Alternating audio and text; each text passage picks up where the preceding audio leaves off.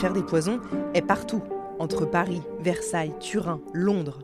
Elle est comme une épidémie qui s'est répandue pendant des années et qui a pris dans ses filets vénéneux à peu près tous les grands de l'époque. Mais dans l'ombre des noms connus qu'on cherche à tout prix à protéger, vous le verrez au fil des épisodes, il y a les petites mains, les insignifiants, les pauvres âmes qui ne cherchent rien d'autre qu'à s'enrichir en faisant les poches des riches contre un peu d'arsenic coupé. Parmi ces petites mains, il y a celles qu'on appelle les sorcières. Qui sont-elles et ont-elles, comme on le dit, vraiment pactisé avec le diable ? C'est ce qu'on va voir. Je suis Camille Debreuil et je vous raconte aujourd'hui les crimes oubliés du cloaque des sorcières.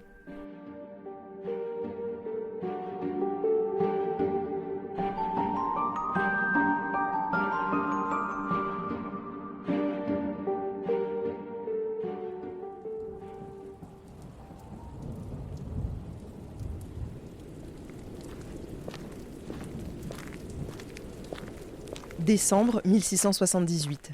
Il est déjà tard et la nuit est complètement tombée sur la capitale. La rue Courteau-Villain, dont je trouve le nom très à propos vu l'histoire que je vais vous raconter, est déserte. Il n'y a qu'un homme qui marche d'un pas rapide pour se rendre à un dîner auquel il n'est pourtant pas particulièrement pressé de se montrer. Cet homme, c'est Maître Perrin, un avocat un peu miteux qui n'a pas beaucoup de clients ou alors quand il en a, ce sont des gens comme lui, des bas étages de la société.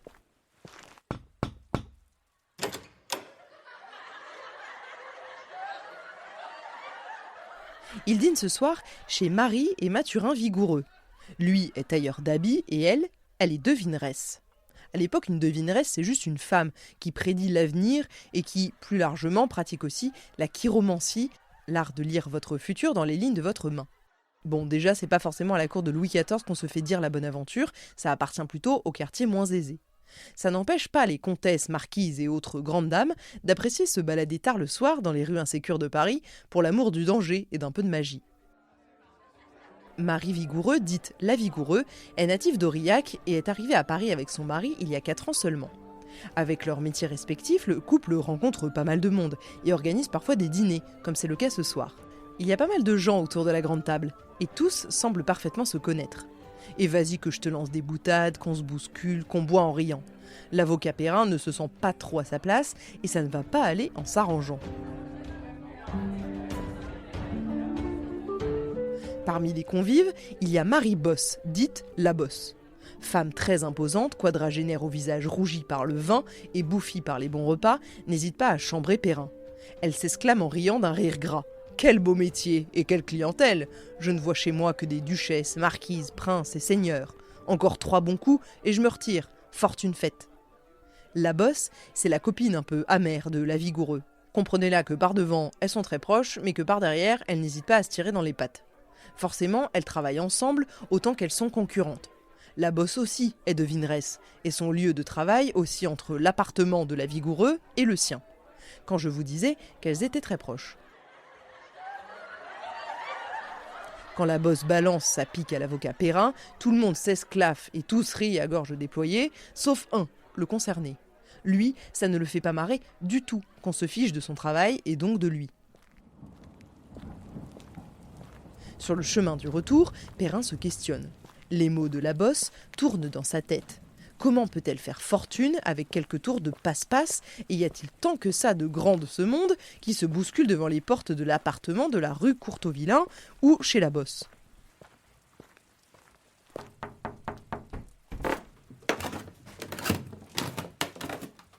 Perrin n'est peut-être pas un bon avocat, mais c'est un bon mouchard. Alors le lendemain matin, toujours troublé par ce qu'il a entendu chez la Vigoureux, il décide de raconter ses doutes au lieutenant du Chevalier du Guet, François Desgrais. C'est l'homme chargé par l'araignée en personne de surveiller de près toutes les informations qui seraient liées de près ou de loin à l'affaire des poisons. Et Desgrais, c'est pas le genre à laisser filer le moindre indice, alors il prend très au sérieux le pauvre avocat. Il le sait, pour investiguer ces milieux très nébuleux, il faut la jouer fine. Alors il fait appel à l'un de ses archers et lui emprunte sa femme. Ce qu'il faut, c'est tenter d'infiltrer le petit manège de la Vigoureux et de la Bosse et voir si l'avocat avait raison de s'inquiéter. La fortune, les marquises, les princesses, tout ça fleure bon le commerce de poison. Mais pour en avoir le cœur net, il faut un appât. La femme du garde est richement habillée, puis, telle une véritable taupe, envoyée directement chez la Bosse, rue du Grand Huleux. Là-bas, la taupe déguisée en marquise n'a qu'une seule mission et elle est très simple, s'asseoir en face de la bosse et se plaindre allègrement de son mari. Oui, le motif de consultation, c'est qu'elle en a ras-le-bol et qu'elle ne sait plus quoi faire pour avoir un peu de paix. Vous commencez à comprendre le plan, je suppose. Et ça ne manque pas. La bosse affiche un visage très compréhensif et la somme de revenir la voir dans quelques jours, elle aura quelque chose pour la pauvre femme moyennant finance. La femme y retourne donc et la bosse lui remet une petite fiole contenant un liquide transparent qu'on fait plus tard analyser. C'est bien du poison. L'avocat Perrin a donc eu du flair, peut-être pour la première et la dernière fois de sa carrière. La mission est donc un succès et Desgrais remonte l'information directement à Larénie, lieutenant général de police.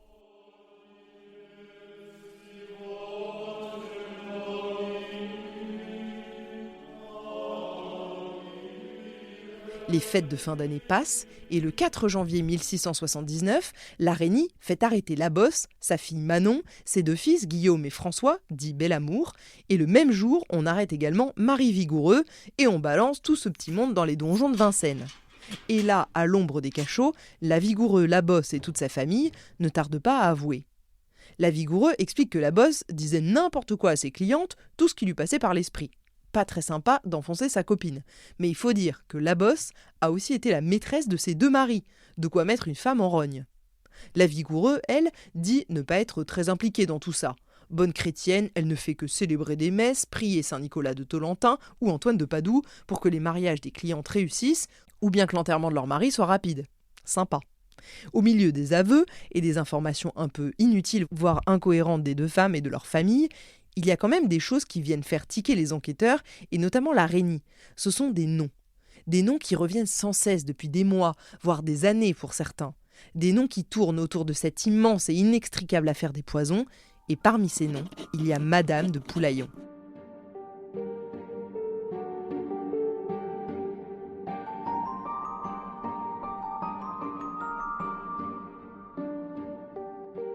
Quand on interroge la bosse sur sa passion poison, elle explique surtout adorer l'alchimie et la pratiquer de manière très régulière, initiée par une certaine Madame Monvoisin. Retenez bien ce nom parce qu'on va y revenir. C'est peut-être même celle que vous connaissez le mieux sans le savoir. Bref, comme la bosse n'a pas non plus un laboratoire à sa disposition, elle s'amuse donc avec ses expériences dans les mêmes casseroles où elle prépare le dîner de ses enfants, au coin du feu. Elle utilise notamment dans ses potions du vif-argent, de la ciguë qu'elle ramasse dans les champs autour de Paris, puis elle mélange tout ça avec du mercure et paf, elle va bosser. Parmi les gens de la haute et richissimes qu'elle balance, la Vigoureux et la bosse sortent donc le nom de Poulaillon. Elle raconte que cette femme cherchait un fort somnifère pour son mari, bien plus vieux qu'elle, mais particulièrement riche. En entendant ça, Larénie se demande si ce n'était pas plutôt le repos éternel qu'elle cherchait pour lui, alors ni une ni deux, il fait arrêter le 11 février 1670 la magnifique Marguerite de Jehan, épouse du seigneur de Poulaillon. Je dis magnifique car on l'a dit partout très très jolie, elle faisait tourner les têtes et pas qu'avec le poison. Intelligente, instruite, elle descend d'une noble famille bordelaise et elle a fait avec Poulaillon un mariage de convenance comme c'est d'usage à l'époque. C'est facile, lui est veuf, très riche et bien plus âgé qu'elle. Il est maître des eaux et des forêts de Champagne, une bonne place.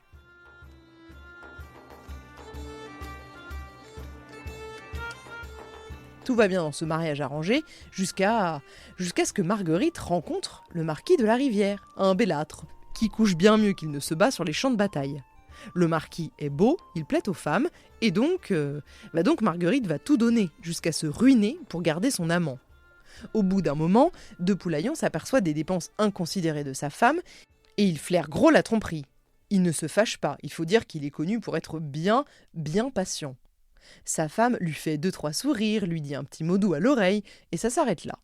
Enfin, c'est ce qu'elle croit, car le gars est quand même un peu prudent, il ferme sa cassette à double tour et fait mettre des serrures aux fenêtres de son cabinet. Ainsi, l'argent est sous les verrous.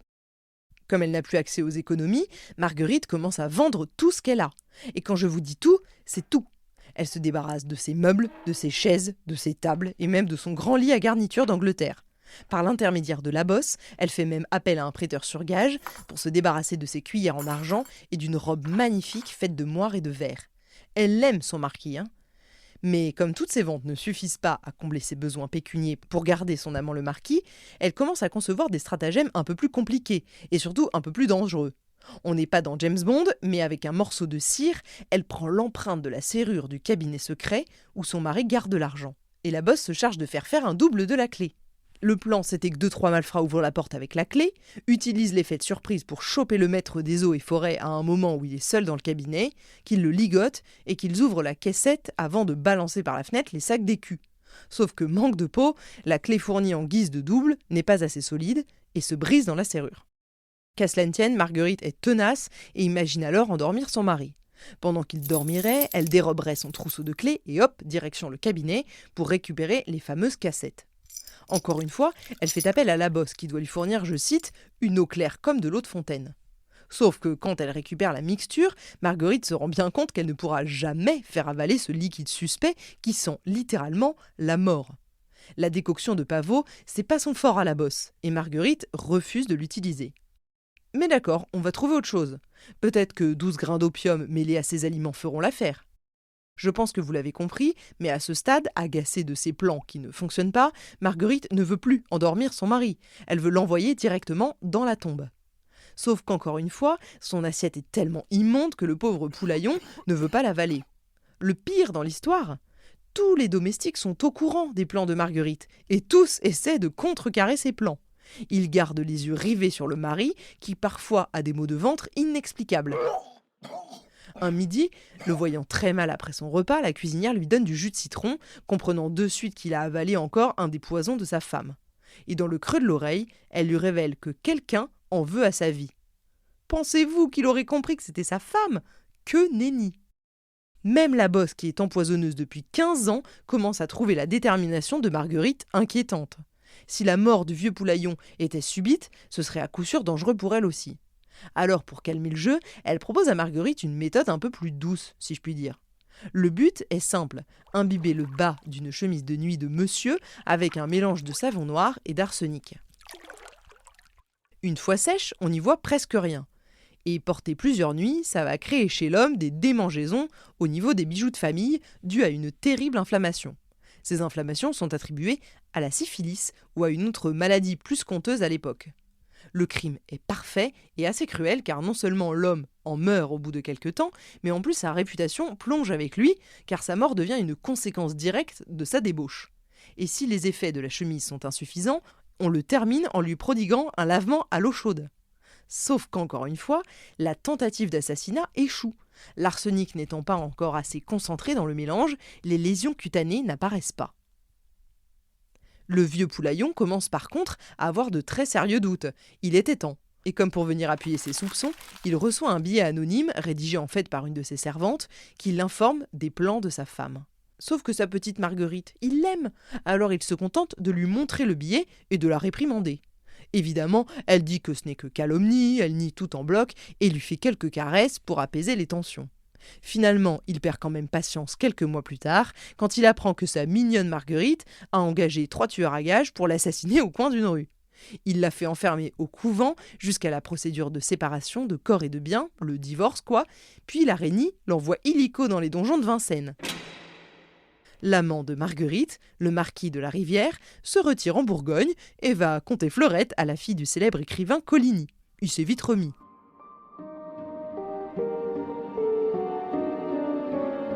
Avec cet épisode, je pense que vous commencez à entrevoir les différentes strates de cette affaire se dessiner. Les petites mains qui font pour les plus grands, les célèbres qui demandent l'aide sombre des insignifiants. Marguerite de Poulaillon n'est pas le seul nom que vont balancer la Vigoureux et la Bosse. Il y en a un second qui va tomber dans l'oreille de la Régnie, Mademoiselle de Lagrange. Celle-là, il a l'impression de déjà la connaître, tant son nom revient souvent ces dernières années. Il le sent, cette de Lagrange est un des pivots de cette affaire des poisons et du possible complot contre le roi qui, il en est sûr, couve depuis bien longtemps. C'est ce que je vous raconterai dans le prochain épisode de cette saga de l'été de Crimes oubliés, consacrée à l'affaire des poisons.